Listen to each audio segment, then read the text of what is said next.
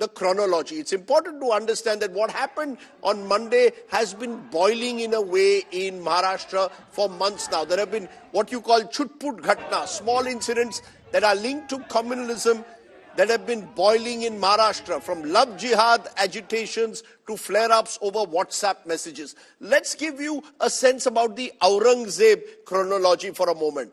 November 15, 2024, ahead of the Maharashtra elections last year, Devendra Fadnavis urged voters to counter the vote jihad, which he said had been launched, with a dharma yudh, a holy war of vote. So there was an attempt that was being made to pit a dharma yudh versus a vote jihad. On January 15, 2025, the BJP leader Nitesh Rane, known to make communal statements, said EVM stands for every vote against Mullah. This is what he said on camera. February 14, 2025, the film Chhawa was released based on Chhatrapati Sambhaji Maharaj. The release led to a divide, with some people looking at the pictures of how Sambhaji Maharaj was tortured by Aurangzeb, and that provoked a lot of angry responses in different parts of Maharashtra.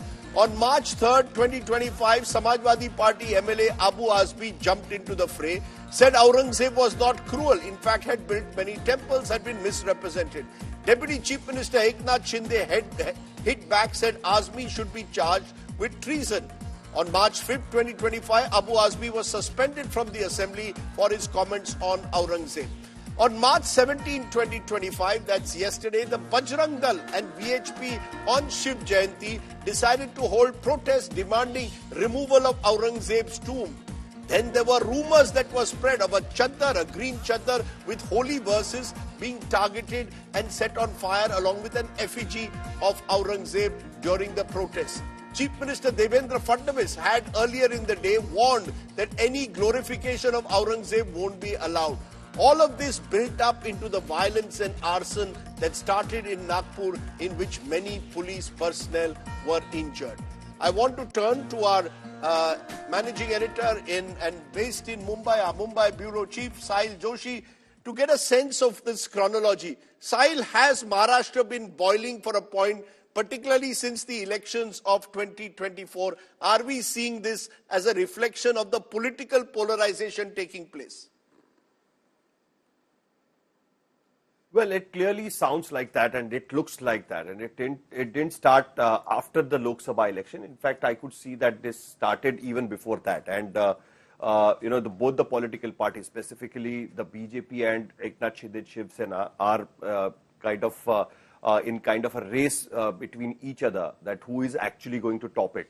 What we can clearly see, that the chronology we just tried to put forward, it can be clearly seen that in continuously after every month, some or the other issue comes up, which can be linked with the strong Hindutva stand of the BJP or that of Shiv Sena. And of course, Minister Nitesh Rane is at the forefront of it, be it a law for the love jihad, be it the Malhar certificate against the Halal certificate in Maharashtra, and of course the current scenario with respect to the Aurangzeb's tomb in Khultabad in the Sambhajinagar district.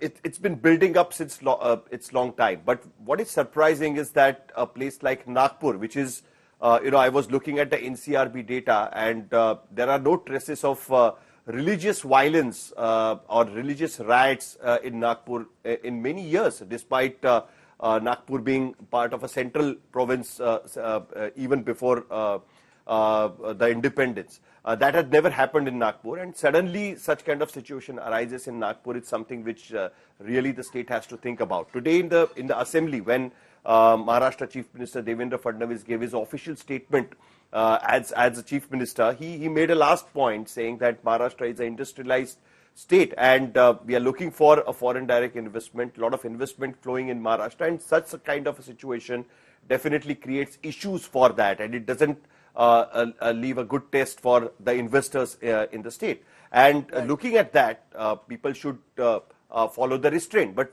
in the political scenario, it doesn't seem to be like that. There is some kind of a race among them. Today, suddenly, Eknath Shinde, the Deputy Chief Minister, who is actually sulking because the Chief Minister's position slipped away from his hands after the assembly election. He's taking more hardened stand than that of the BJP on the many of the issues. The current Aurangzeb controversy clearly shows that. So it has been building up in Maharashtra. We'll have to see whether after Nagpur, kind of a shock which has come to the state, things will maybe mild down a bit, because everybody has taken a hit with the current controversy, because nobody thought that Nagpur will be hit with the religious violence the way it happened yesterday. Very interesting what you're saying, Sahil. You're saying that there is competition almost on the ground between different parties, not to forget the likes of Abu Azmi also, who've been stirring it up, each one playing to their vote banks, each one taking hardened communal positions. And that, in a way, has almost led to Maharashtra also becoming this communal tinderbox too. Explain that chronology. I appreciate you joining me, Sahil Joshi there from Mumbai.